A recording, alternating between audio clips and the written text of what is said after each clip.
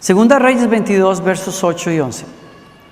Dice: el sumo sacerdote Hilcías le dijo a Safán, secretario de la corte: he encontrado el libro de la ley en el templo del Señor. Entonces Hilcías le dio el rollo a Safán y él lo leyó. Verso 11. Y cuando el rey oyó lo que estaba escrito en el libro de la ley, rasgó su ropa en señal de desesperación. El Señor use y bendiga su palabra en tu vida y en la mía, en el nombre de Jesús. Toma tu lugar, por favor.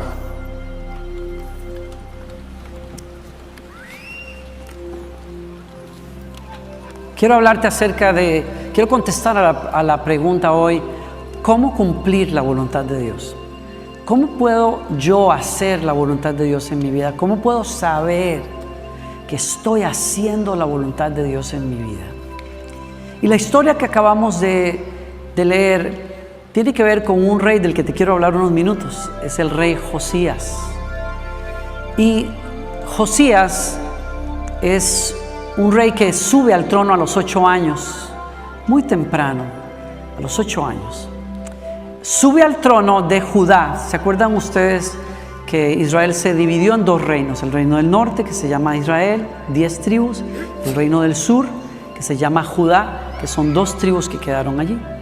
La tribu de Judá continuó por mucho tiempo siendo fiel y leal a Dios, pero las tribus del norte pronto se desviaron de los caminos de Dios porque siguieron ideas inventadas por los seres humanos y no en la palabra de Dios. Pero Judá se mantiene como ese bastión todavía del reinado de David y guarda la palabra del Señor y adora a Dios en Jerusalén como Dios se los había indicado.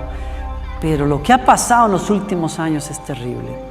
O sea, nadie hubiese reconocido a Judá si hubiese visto lo que estaba pasando en los últimos años. Porque tanto el abuelo de Josías como el papá de Josías, Amón y Manasés respectivamente, ambos habían vuelto al revés ese país en términos espirituales y en todo sentido. Israel no adoraba más a Dios. Miren, el rey Manasés, el abuelo de Josías, había sido un hombre tan malvado, tan malo, tan corrupto, tan tremendo, que había introducido en el templo de Dios la adoración a ídolos que eran detestables en todo el sentido de la palabra. Bueno, se los voy a poner así. Manasés fue un hombre que practicó la hechicería, la adivinación, que consultó a los médiums que consultan a los muertos. O sea, metió la oscuridad y eso la Biblia lo pone tan claro cuando habla de este estado espiritual de la nación, porque hoy día la brujería y la consulta de los muertos, yo me quedo impresionado que en los supermercados uno puede comprar el juego de la Ouija, que es una invocación directa a demonios y a fuerzas de las tinieblas, y una y otra vez nos damos cuenta. Yo no puedo creer a dónde llegó nuestra sociedad, que un juego que es una invocación así se venda como parte de cualquier juego, como Monopoly o como no sé qué otro juego. Y si usted enciende la televisión, los canales supuestamente dedicados a niños especialmente están llenos de invocaciones, están llenos de brujería, están llenos de imágenes de la brujita buena. En términos bíblicos no hay bruja buena, no existe. Una persona que se mete en el mundo de la magia, puede ser que tuviera buenas intenciones por la ignorancia en que las personas están muchas veces, pero termina metiéndose en un mundo que es corrupto y oscuro y malo, lleno de ventanas que se abren a depresión, a suicidio, a demonios que oprimen a las personas, etcétera, etcétera. Yo no puedo creer que el Israel donde Salomón construyó un templo glorioso, hermoso, para adorar a Dios, haya terminado con adivinos y brujos y médiums, que haya terminado con tiendas donde jóvenes vendían sus cuerpos a los demás como un acto de adoración a Dios. Chicos y chicas, la promiscuidad y la corrupción sexual, yo no puedo creer eso. No puedo creer que un rey como Manasés hubiese mandado a traer una estatua de la diosa Astoret, que es una de las diosas más de los pueblos paganos, a los que Dios juzgó precisamente porque no se volvieron de sus pecados. Y esa diosa, que es la imagen de una mujer que está sosteniendo su busto desnudo, está puesta en el templo donde la gente venía a adorar a Dios. Y aquello era un acto no solo para desafiar a Dios, sino que era un símbolo pornográfico, porque en la época de la cual nos estamos refiriendo, no hay en Israel referencias al cuerpo humano. Dios prohibió que eso sucediera precisamente para cuidar a las personas en sus áreas más vulnerables. Precisamente Dios no quería que las personas fueran expuestas a lo gráfico, para que eso apelara a cosas y a desórdenes en la vida de las personas. Hoy usted y yo vivimos en una sociedad que se parece a ese templo, una sociedad que fue una vez que buscó lo honesto, lo correcto, el ser recatados en la manera de vestir, al punto de que no sabemos hoy distinguir qué es bueno y qué es malo, al punto de que las personas, incluso a veces gente de fe, como me pasó a mí, la gente de fe está jugando con cosas de esas. La gente de fe no sabe a veces cómo vestir de una manera que glorifique a Dios. La gente de fe no sabe. Y cualquiera le mete gato por liebre porque hay una gran ignorancia. De ese mundo viene Josías. Su abuelo fue ese tipo de persona. Y termino con esta nota. El abuelo de Josías fue un hombre tan corrupto que dice la Escritura que Jerusalén estaba llena de sangre inocente. En otras palabras, era un asesino. Mandaba a matar y juzgaba a personas inocentes por X o Y razón y los mandaba a la muerte. A ese punto llegó Judá. Qué cosa tan fuerte y tan oscura. Y su padre, Amón, el padre de Josías, siguió el mismo camino. Exactamente lo mismo. Y aquí viene Josías. Josías nace y por esas cuestiones, para no entrar en tanto detalle, su padre muere y a él lo ponen a los 8 años. Dígame una cosa, lo más lógico de pensar es que Josías seguiría los ejemplos que vio, pero la Escritura dice que no. Algo pasa en la vida de Josías que provoca que él diga: todo lo que yo quiero en la vida no es lo que vi ni en mi papá ni en mi abuelo. Yo no entiendo qué pasó, excepto porque yo creo en un Dios que tiene misericordia de los pueblos y de las naciones y de las familias. Y en un Dios que cuando la gente no lo busca, aún así Él busca a la gente. Y sin saber de cómo Dios levanta personas que dicen: yo no quiero vivir en esta miseria. Esto no puede ser Dios. Y Josías, desde los 8 años, cuando lo ponen en el trono, dice: yo no quiero esto. Y cuando los años pasan, la Biblia nos dice a nosotros que Josías manda a unos trabajadores funcionarios de él a buscar en el templo, a recoger los dineros que se recogían para reconstruir el templo, porque estaba abandonado.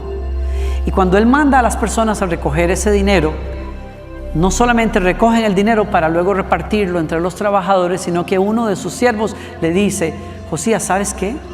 Acabamos de encontrar el libro de la ley que estaba perdido. O sea, la cosa está tan mal. ¿Cómo puede ser que usted tenga el centro de la base de lo que es su fe perdido? Pero lo encontraron en el templo de Dios. Yo diría, si lo encontraron en la carnicería o no sé dónde, pero lo encontraron en el templo de Dios. Es que nadie estaba interesado en las leyes de Dios. Pero cuando Josías manda a hacer otra cosa, la misericordia de Dios guía a esos hombres a encontrar el libro de la ley. Y comienza lo que se llama la restauración deuteronómica, porque se cree que todo lo que Josías hizo está basado en el libro de Deuteronomio, que es el libro que encontraron y que es el que tenían a la mano. Y cuando Josías encuentra ese libro y el funcionario le lee la ley del Señor, él se siente tan indignado y tan compungido que él rompe sus vestidos y se tira al piso y llora. Le dice: Señor, ¿qué es lo que hemos hecho? O sea, yo sabía que la cosa estaba mal, pero yo no sabía la dimensión del pecado de mi abuelo y de mi padre y de esta nación. Y se rompe delante de Dios y dice: Señor, tú tienes que tener misericordia de nosotros. Tú tienes que perdonarnos. No mandes, Señor, lo que este libro dijo que ibas a mandar si nosotros no obedecíamos tu palabra. Y a mí, yo me tengo que detener allí, porque yo me doy cuenta de lo poderosa que es la palabra de Dios. Porque ¿cuántos de nosotros hemos creído por años que éramos cristianos? Nos llamamos un continente cristiano, pero nuestro país, nuestra política, nuestras costumbres, todo niega eso. Y cuando uno abre las páginas de este bendito libro, uno encuentra la verdad de Dios, y la verdad de Dios lo libera a usted y me libera a mí. Nos sana, nos abre los ojos, nos hace darnos cuenta: alguien tiene razón aquí y no somos nosotros. Dios tiene razón. Dios es veraz y nosotros mentirosos, porque nos hemos dicho que somos buenos y justos, pero no lo somos a los ojos de ese Dios. Bendita hora cuando usted abre las páginas de este libro y usted tiene un corazón, y yo tengo un corazón como el de Josías, que en vez de enojarnos porque Dios nos dice: mira dónde estás y no estás donde yo te quiero, nos compungimos y lloramos y nos volvemos suaves ante el trato de Dios. ¿Alguien sabe de lo que estoy hablando aquí?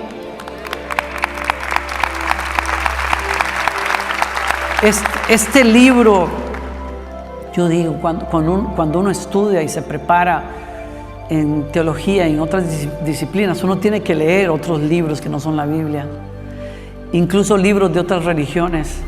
Y uno dice: miren, aquí alguien puede decir: ese pastor le está hablando como que los cristianos son mejores. No se equivoque, no estoy diciendo eso, pero hay que acercarse a otros libros de otras religiones y leer las barrabasadas que dicen. Y cuando uno abre este libro, lo que este libro trae es bellísimo, es poderoso, es sanador, es libertador. No puede. Hay personas, hay enemigos del cristianismo que dicen: sí, entonces ¿por qué Dios permitía que hubiera esclavos? ¿Y por qué hubo genocidios en el Antiguo Testamento? ¿Y por qué tal esto y tal otro? Es decir, todo eso tiene respuestas si usted realmente conociera la Biblia. Los detractores de la Biblia solo se acercan a ella a buscar lo que piensan que está mal.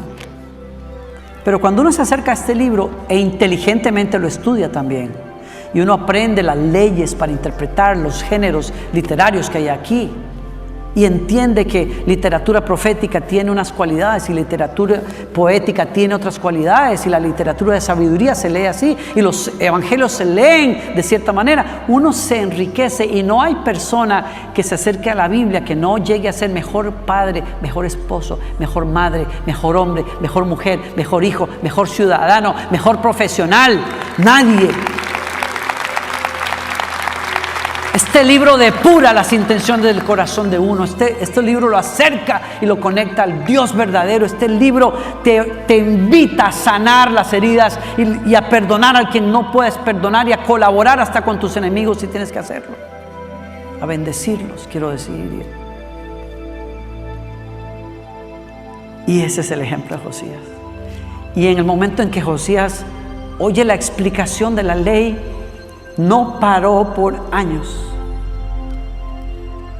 Comenzó a reformas y reformas y reformas y reformas. Nadie pudo parar a ese hombre. Era un joven. Y nadie paró a ese muchacho de buscar a Dios y de buscar hacer la voluntad que estaba escrita. Ese es el punto. Hay muchas personas. Miren, hoy día no tenemos una hermosa costumbre que teníamos hace unos años, cuando los pastores nos íbamos al final y la gente nos saludaba, se tomaba fotos y nos pedían oración y tal. Y era una oportunidad de oro para mí, para conocerles mejor y orar por ustedes directamente. Y una de las oraciones que la mayoría de personas hacen en una iglesia al pastor o a los líderes es: yo quiero hacer esto y no sé si es la voluntad de Dios. Y yo quiero hacer aquello, pero no sé, no me quiero equivocar. Y yo me doy cuenta que hacer la voluntad de Dios no es tan complicado. ¿Por qué? Porque el libro de Dios lo tenemos en la mano y en nuestro celular. Es cuestión de tener ganas de saber cuál es la voluntad de Dios, porque casi para cada tema en la Biblia hay respuesta. ¿Alguien me sigue aquí? Es que si uno tuviera ganas realmente de saber la voluntad de Dios, uno abriría este libro sencillo y leería. Y si uno no entiende, pues pregunta. Pero aquí hay la voluntad de Dios para ti como matrimonio, para tu sexualidad, para tus finanzas. O sea, no hay que darle mucha vuelta. Hay que querer saberla. Y hay que tener el corazón de Josías para decir, ¿sabes qué? Yo voy a vivir la voluntad de Dios para mi vida. ¿Alguien me sigue aquí? Dios no la hace complicada. Dios, o sea, yo dijera, en otras religiones es complicado porque hay que tener ciertas cosas y hay que hacer y ir a cierta montaña y hay que el chamán no sé qué haga ciertas cosas con usted. Aquí no.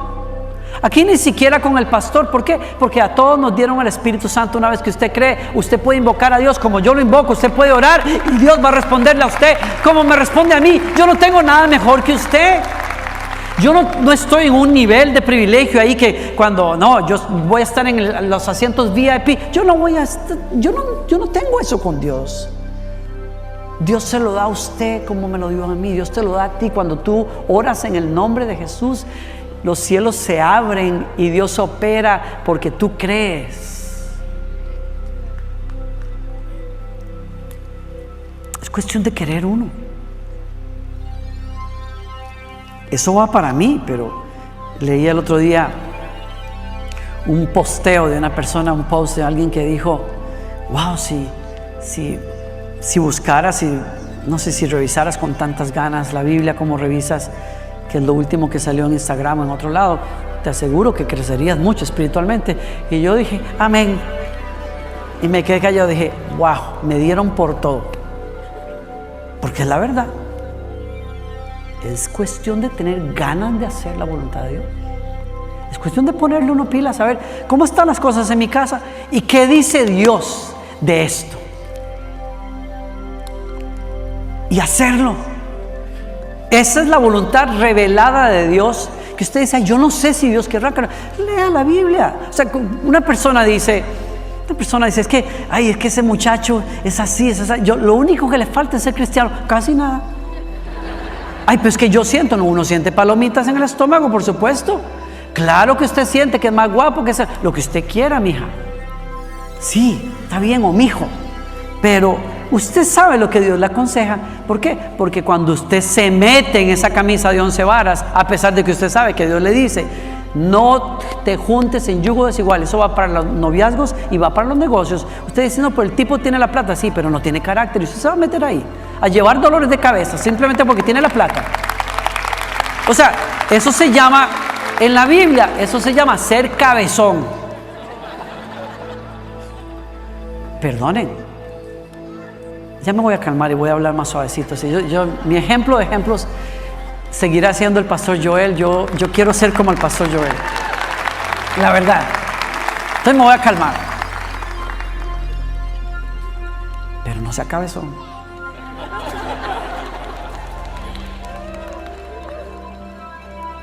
Porque ya usted sabe cuál es la voluntad de Dios. Está aquí. ¿Cuántas prédicas habrá escuchado usted sobre este tema o aquel tema? Pero no le ponemos corazón a hacerlo. Entonces, y después uno dice, es que yo no sé. Y si Dios no quería que me casara con él, ¿por qué lo hizo tan guapo y lo puso ahí en el camino mío? Algunos amigos míos me han dicho, tranquilo, que yo la convierto. Aleluya, ahí sí le salió lo evangelizador. No le habla a nadie de Cristo, pero con esa sí quiere hablar de Cristo. Y hasta quiere imponerle las manos en el nombre de Jesús. ¿No? Pero la voluntad revelada de Dios ya está ahí. Dice, ¿están tristes? Oren. ¿Están alegres? Nos vamos de rumba, no, canta alabanzas. Eso es lo que dice, o sea, está ahí. ¿Quieres vivir la religión pura sin mancha? ten misericordia de las viudas y ayuda a los pobres. Esta es la religión sin mancha delante de Dios. Se acabó. Está ahí. Que usted dice, Señor, es que yo aquí, mi manera de pensar, yo siempre estoy. Bueno, renueven sus pensamientos según la verdad de Dios. Métase la Biblia, piense en ella, cántela, confronte sus pensamientos. Eso está en la palabra de Dios. Esa es la voluntad de Dios. Ahí está. Para cada tema que hay en la vida, Dios tiene sabiduría y palabra aquí. Búsquela, abrácela, consúltela. No tendría usted necesidad de estarle pagando a alguien que le va a mentir diciendo que consultó a muertos y hechiceros que le van a decir cocine esto y haga tal cosa. Usted no necesita esas vainas. Usted lo que necesita es doblar las rodillas y creer en el Dios vivo, invocar su nombre.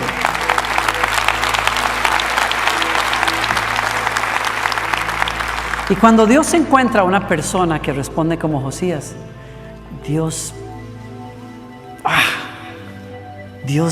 ama a esas personas. Dios favorece a esas personas. Dios dice, tengo un agente mío en la tierra, voy a hacer maravillas a través de esa persona. Y lo hizo. Y Josías, ¿saben? Dice la Biblia que fue tan determinado que lo describe así. Oiga, preste atención. Segunda Reyes 23-25. Nunca antes hubo un rey como Josías.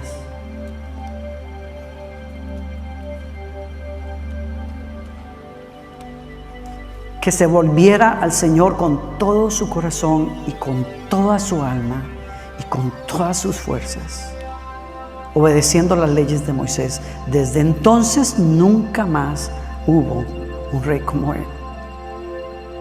Wow. Wow.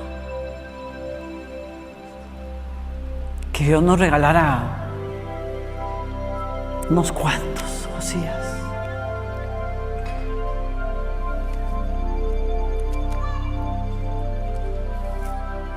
A mí me recuerda lo que el profeta dice cuando nos dice, ustedes están preguntando qué quiere Dios de ustedes.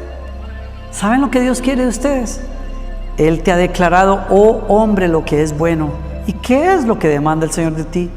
Sino solo practicar la justicia, amar la misericordia y andar humildemente con tu Dios. Y ese fue Josías. No está complicado, ¿verdad? No es complicado. ¿Qué es lo que Dios pide? Amar la justicia, en otras palabras, abraza lo que es correcto siempre en tu vida. Ya, abraza. Asegúrate que a toda conciencia, en las mejores posibilidades que tienes de entender lo que es correcto, tú siempre hagas eso. Es lo que te pide el Señor. La otra cosa que te pide es amar misericordia. En otras palabras, trata a los demás con respeto y con amor como te gustaría que te traten a ti. Siempre. Como yo testifico de este señor, Naki. Naki es un caballero, así es como lo definimos en mi casa, Gloriana y yo siempre. Es todo un caballero, es un señor. Un señor no por las canas, un señor. Una persona de honor. Una persona de respeto, una persona a la que hay que tratar dignamente. ¿Por qué? Porque es una gran persona. Así nos hace sentir a todos, siempre. Entonces, ¿es complicado eso? No, no es complicado. Tenemos ejemplos de carne y hueso como este señor. Trata a las personas con dignidad siempre. Y eso sí, andar humildemente delante del Señor. Y Josías revolucionó, sacó estatuas, las quebró, mandó a los sinvergüenzas que vendían su cuerpo afuera del templo, quitó las tiendas de la sinvergüenzada del templo de Dios y comenzó a romper altares y a profanarlos para que la gente nunca más invocara a dioses ajenos ahí. ¿Cómo lo hacía? Sacaban, es una costumbre fuerte, pero sacaban los huesos de sepulcros y los incineraban y las cenizas las tiraban sobre los altares, y eso para un israelita era: ese lugar no puedo ni tocarlo. Y así se aseguró que nadie volviera a levantar esos altares. Y fue tan intencional. Esta fue la introducción de lo que tenía que decir, pero voy a tratar de amarrar esto ya. Esa fue la introducción, Dios mío. ¿Saben lo que siguió? El tipo se fue a meter al reino del norte, que no era de él. Se fue a meter allá. ¿Saben por qué hay gente que cuando tienen esta energía, esta fuerza espiritual, a veces parece que se meten donde no los llaman? Bueno, porque nadie más tiene los pantalones para hacerlo. El rey del norte no tenía la autoridad ni los pantalones para hacer nada. Este muchacho tenía un corazón puro y se metió allá. Y fue al altar de Betel, en donde se habían hecho becerros de oro y la gente había dejado de adorar en Jerusalén para estar en el reino del norte. Él fue a ese altar y lo profanó también. Hizo y deshizo, quitó aquellas barbaridades que había allí. Y les leo la historia porque tiene una continuación. Segunda Reyes 23, verso 15. ¿Están aquí todavía? ¿Pueden seguirme unos minuticos más? Dice, el rey también derribó el altar que estaba en Betel, el santuario pagano que Jeroboam, hijo de Nabat, había levantado cuando hizo pecar a Israel. ¿Alguien se acuerda de quién es Jeroboam? Ya se les olvidó, Dios mío. Échenle la revisada a la prédica de la semana pasada. Quemó el santuario, lo molió hasta convertirlo en cenizas y quemó el poste dedicado a la diosa Acera. En otra traducción dice el poste obsceno. Luego Josías se dio vuelta y notó que había varias tumbas en la ladera de la colina y ordenó que sacaran los huesos y los quemó sobre el altar de Betel para profanarlo. Aquí es donde quería llegar con esta prédica. Lea. Mire, si hay alguien medio dormido, déle al pastor un minuto, pero bueno, no lo regañe, porque si está dormido el pastor seguramente lo durmió, pero despiértalo para esto. Mire, cuando uno comienza en estas cosas, cuando uno comienza en la pastoral y uno comienza a predicar, ay, Dios mío, uno camina un poquito, ¿no? A mí me entristecía verlos, algunos de ustedes llamándome así en medio del servicio. Y ya conforme el tiempo pasa, yo más jovencito me enojaba y otras veces me entristecía y otras veces me acomplejaba, y después uno dice: tranquilo, disfrute, la próxima vez traiga la almohada, no importa, pero está bien. Voy a lo que tengo aquí. Todo sucedió tal como lo había anunciado el Señor por medio del hombre de Dios, cuando Jeroboam se paró junto al altar durante el festival. Subraya eso, por favor. Si tiene Biblia, a mí me encanta la Biblia así impresa, porque entonces yo agarro y rayo eso y vuelvo a leer. En el celular no sé cómo se hace, ustedes me tienen que explicar, la nueva generación. Pero esto como que me sabe, yo rayo y pongo estrellas y le hago de todo ahí. Después Josías se dio vuelta y miró hacia arriba a la tumba del hombre de Dios que había predicho estas cosas. ¿Qué es ese monumento que está allí?, preguntó Josías. Escuchen, no se pierda esto. Y la gente de la ciudad contestó: es la tumba del hombre de Dios que vino desde Judá y predijo precisamente lo que tú acabas de hacer al altar de Betel.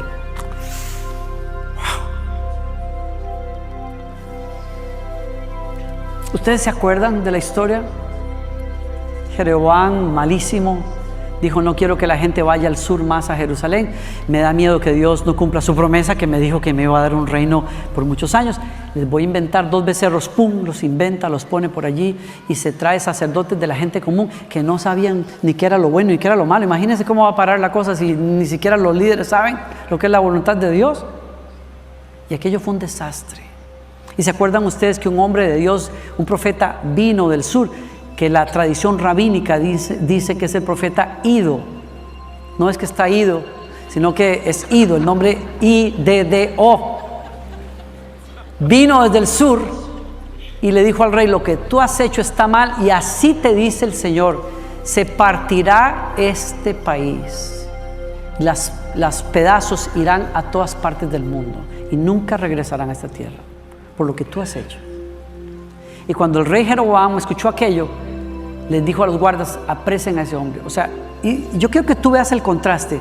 Alguien me sigue aquí. Tú estás viendo a un Josías que rasga los vestidos, porque no fue lo que él hizo, pero es donde él vivió por culpa de otros. Y él, que no es responsable, tiene un corazón para Dios y rompe los vestidos y llora y busca al Señor. Pero Jeroboam no, Jeroboam se enoja. ¿Qué es la cosa? Enojarse cuando a uno le llaman la atención es de seres humanos, a nadie le gusta. Pero cuando las personas se ponen duras, cuando la corrección viene, y es una justa corrección, es porque el corazón está lleno de orgullo, se le han hecho callos. Esas personas no responden a Dios.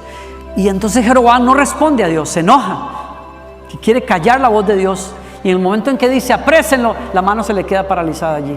Y ahí se le quitó todo el orgullo. Y llorando dijo: por favor, ven, ora por este brazo, por favor, dile al Señor: yo me doy cuenta que tú eres un hombre de Dios, por favor, ora que este brazo se me sane. Y el hombre de Dios en el nombre del Señor. Y el tipo: caray, ya, así de fácil. Ven a mi casa que te voy a ofrecer cena y tengo un montón de regalos que te quiero dar. Y el hombre dijo: no, Señor, porque el Dios que me llamó me dijo: no comerás con nadie ni te sentarás con nadie. Y cuando salió de allí, un profeta mucho más veterano de Samaria oye la historia y lo llama, y por razones que no entendemos le miente y le dice: bueno, ven, come conmigo. No, contesta el profeta: yo no puedo porque Dios me dio instrucciones, no las entiendo, son ridículas, pero son instrucciones y yo las tengo que acatar. Paréntesis, voy a lo que quiero ir. Pero hay veces en que las instrucciones de Dios nos van a parecer ridículas, especialmente en esta generación. ¿Y por qué yo no tengo que mostrar más de mi cuerpo si todo el mundo anda mostrando el ombligo? Porque Dios dice que el cuerpo no es para esas cosas. El cuerpo es para ti. Y para los que lo disfruten, bueno, pues que todo el mundo se pone tatuajes. ¿Por qué yo no me pongo un tatuaje con un pescadito? Haga lo que a usted le dé la gana hacer, eso no importa. Pero usted tiene que aprender a discernir por qué la sociedad hace una cosa que es propia de prisioneros. La cultura de las prisiones tiene que ver con tatuajes. Los jóvenes no saben eso. ¿Y por qué quiero ponerme 3 anillos aquí, otros en la nariz y otros donde no le puedo contar? Yo no sé. Hay que tener criterio para esas cosas. Pero cuando Dios nos dice que tenemos que guardarnos para Él, el mundo dice no. Cuénteme cuál fue la última película que usted vio donde 2 jóvenes enamorados se casaron antes de tener intimidad sexual. No hay una sola. Buena gente, usted se enamora de los personajes, qué lindo, que sean felices, y ahí están los 2 en la cama. Porque el matrimonio, esta sociedad quiere sacarlo de en medio. Y hasta los jóvenes cristianos vienen a una iglesia y se enamoran, y ahí andan los 2 ya que quieren compartir el apartamento. Bendito sea Dios. Y que el pastor les eche la bendición al apartamento. Al apartamento. O sea, porque nosotros no, el apartamento es lo que quiero. Que la presencia de Dios esté ahí. ¿Cómo va a estar la presencia de Dios con usted mientras usted está pecando? Cuando usted sabe cuál es la voluntad de Dios. Pero, perdón porque parezco enojado, pero no, o sea, yo yo lo digo para nosotros, para los que todavía tenemos algo de noción de que hay algo en la palabra de Dios que dice esto. Entonces las instrucciones de Dios van a ser ridículas para la gente hoy. ¡Ay, qué barbaridad! Pero qué legalistas y qué no sé qué. Y eso de que no, el amor triunfa sobre todo. Ajá. El amor no importa cómo. No, claro que sí importa cómo.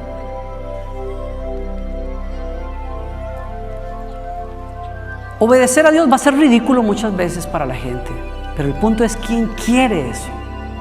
A ese Dios lo va a bendecir, y el profeta lo había hecho hasta ese punto. Pero ahí, cuando hay un anciano veterano que le dice: ay, pues fíjate que Dios me habló a mí también y me dijo que no, que vos podías comer conmigo, tranquilo, aquí tengo un bistec encebollado, y se lo mandó. Y cuando terminó de comer, estaba limpiándose los dientes con él, le dijo: así te dice el Señor. porque no quisiste obedecerme y fuiste abiertamente rebelde a lo que yo te dije. Tus huesos no descansarán con los huesos de tu familia. En otras palabras, morirás fuera de lo que yo tenía planeado. Y saliendo de ahí, un león lo atacó y lo mató. Y ese anciano profeta supo lo que había hecho el león, recogió el cuerpo, lo llevó a su propia tumba, lo enterró y le dijo a sus hijos: cuando yo me muera, pongan mis huesos al lado de los de él, porque yo sé que ese hombre que cometió un error al final, ese era un hombre de Dios. Y lo que ese hombre le dijo a Jeroboam se va a cumplir, porque se va a cumplir. Y cuando 300 años después vino el cumplidor de la promesa, Josías, cuando Josías buscó huesos para sacarlos en esa montaña para profanar el altar de Betel, y se encontró con ese monumento, una lápida, y preguntó, la ciudad le dijo: esa es la tumba del hombre de Dios, y esa es la tumba del viejo profeta que metió las patas, lo hizo meter las patas. Descansaron juntos porque ese profeta dijo: un día se cumplirá lo que Dios dice, porque lo que Dios dice se cumple.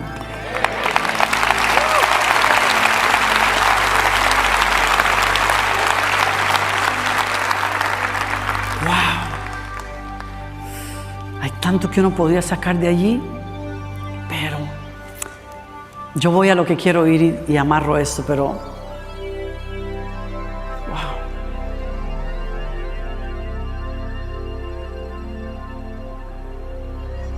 ¿Cuántos profetas esperaron ver al Mesías y pasaron cientos de años? Murieron sin verlo, pero vino el día en que Dios mandó a Jesucristo al mundo. Mi punto es este: han pasado 2000 años desde que Jesús dijo: yo regresaré. Y hay generaciones enteras de cristianos que han muerto esperando ese día, y hay otros que se han echado a la farra porque han dicho: la verdad es que aquí no pasó nada. Eso es lo que los abuelos siempre han dicho. Mi abuela decía eso: ay, eso es lo que siempre han dicho, que Él va a venir un día, pero la verdad es que... Pero te digo una cosa, dijo que volverá y volverá.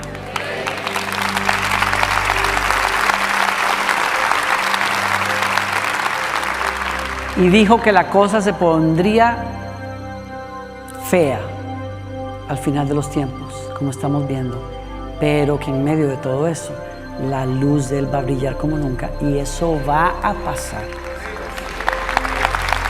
Va a pasar. Y aquí cierro mi mensaje hoy. ¿Cómo es posible que una persona cumpla la voluntad de Dios para su vida? ¿Cómo es posible? Se lo dije hoy. Cuando usted abre con sed y humildad este libro y lo aprende y lo lee y lo practica a toda conciencia, lo mejor que usted pueda. Pero la otra pregunta es: ¿cómo es posible que una persona cumpla los planes de Dios que no están revelados en este libro? ¿Cómo puede ser que alguien llegue a pararse en el lugar correcto, en el momento correcto, haciendo lo correcto, sin saber que Dios estaba detrás de ese plan? Y que usted se cumpla, usted se transforme en el cumplimiento de los deseos de Dios sobre la tierra. ¿Cómo puede ser que tú cumplas la voluntad de Dios? Lo dije, siguiendo la voluntad revelada de Dios. Porque cuando amas la voluntad revelada de Dios, tarde que temprano, Dios te va a llevar a la voluntad no revelada de Él. Estamos al revés. Muchos estamos diciendo: ay, ¿qué será lo que Dios dice? Y que Dios me revelara, que me diera, no sé, un sueño, una visión de lo que va a pasar. Pero eso no le pasa a todo el mundo. Pero lo que sí nos puede pasar a todos es leer las Escrituras y amarlas, porque cuando caminamos sobre ellas nos va a llevar a esos puntos en la vida en donde el destino que Dios tenía diseñado se va a cumplir a través de nosotros. Y yo quiero eso, y yo sé que usted quiere eso. Y uno dice: wow, le pasó a Josías, le puede pasar a usted, me puede pasar a mí. Y por eso estoy aquí. Para animarlo a usted a que obedezca a Dios de todo corazón. Porque tarde que temprano serás guiado a cumplir la voluntad de Dios no revelada, que es tu destino. Y yo digo amén a eso.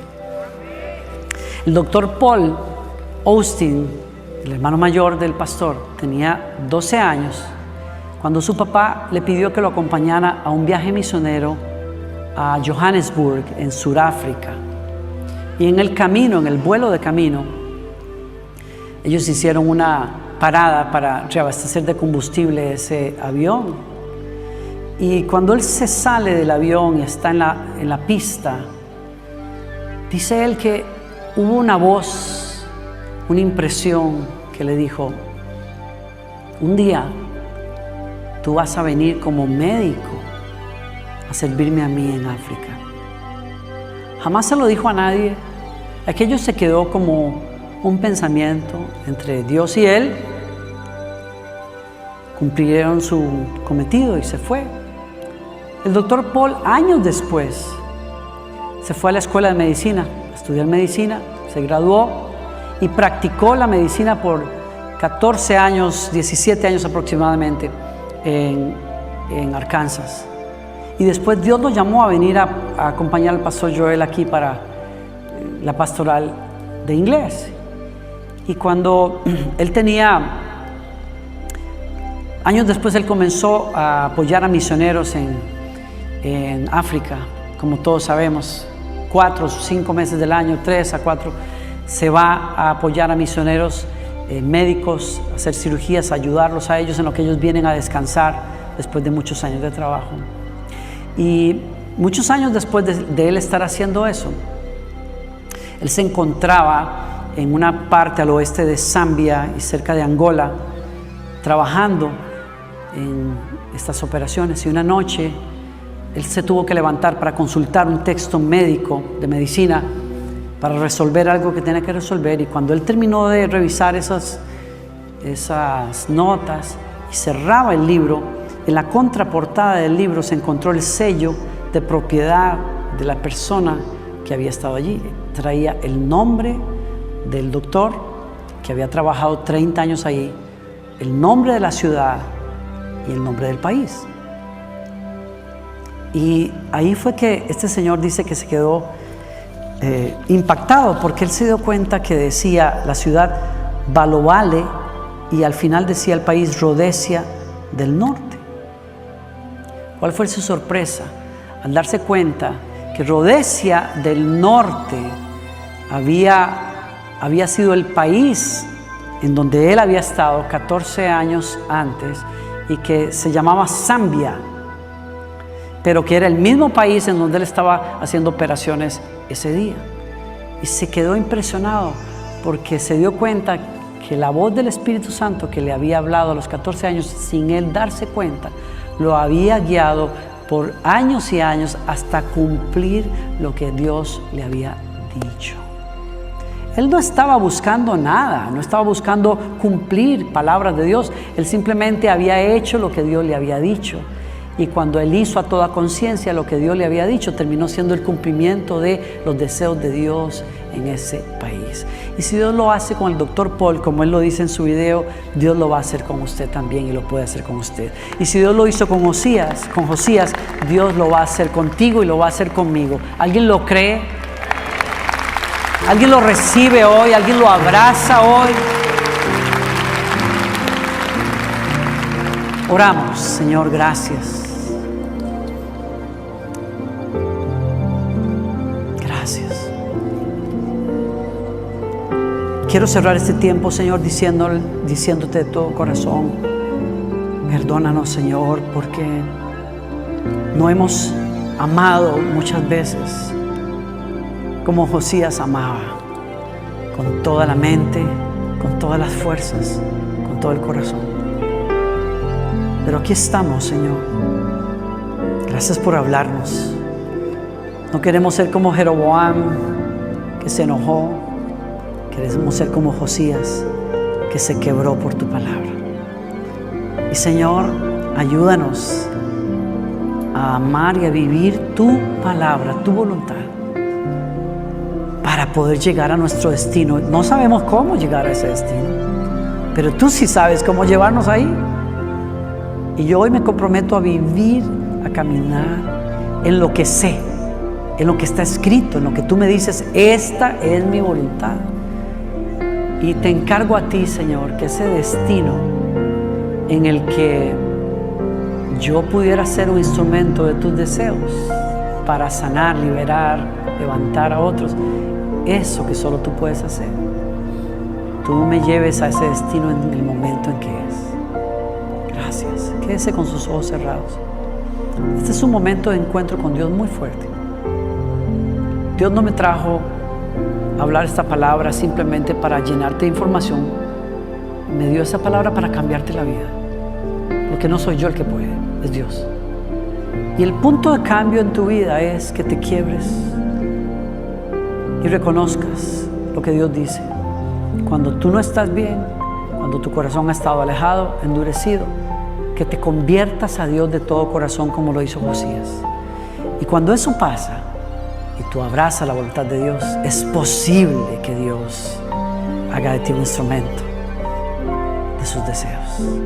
Y a todo aquel que quiera entregarse a Dios hoy, quizás reconsagrarse a Dios, o quizás por primera vez rendirle las riendas de la vida, a todos esos quiero guiarles en una oración de entrega. Y quiero pedirte, donde estés, ponte de pie en este momento. Quiero guiarte en esa oración de entrega al Señor. Vamos a pedir perdón. Vamos a dejar que el Señor tome su lugar en nosotros, como cantamos hace rato. Todo aquel que quiera hacer esa oración, póngase de pie. Quiero guiarlo. No tengan temor. Ustedes, nadie tiene por qué estarlos viendo. Los demás estamos orando. Si yo me pusiera en los zapatos de Jeroboam, me daría pena haber sido ese hombre que se enojó con Dios cuando Dios quería cambiarlo. Pero quisiera ser como Josías. Y usted, cuando se pone de pie, es como él. Requiere la humildad y la honestidad para decir: necesito un cambio de dirección en mi vida. Dios les bendiga, Dios les bendiga, Dios les bendiga. Si usted está en su casa, no tenga pena, porque alguien puede decir: ay, ¿qué es eso? Mi papá poniéndose de pie ahí en medio de la sala. Hágalo si usted siente hacerlo. Hágalo si usted siente hacerlo. No le importe quién esté allí. Dios te va a cambiar la vida. A todos los que están de pie, hagan esta oración conmigo. Señor, me rindo a ti. Perdona mis pecados. Dame una nueva vida, Señor. Límpiame con la sangre de Cristo. Yo confieso a Jesucristo, mi Salvador y mi Señor, y toda mi confianza para llegar a ti, Padre nuestro, la pongo en Él. Y sé que es suficiente. Señor, guíame y hazme un instrumento de tu voluntad. En el nombre de Jesús. Amén.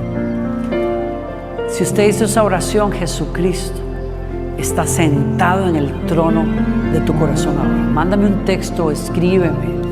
Quiero enviarte ayuda para que encamines tu vida en la voluntad del Señor. ¿Ok? Busca una Biblia, comienza a leerla y conéctate con una comunidad cristiana donde se predique la palabra del Señor. Yo sé que Dios te va a llevar a una vida completamente nueva. Quiero darle un aplauso a todos esos que están de pie.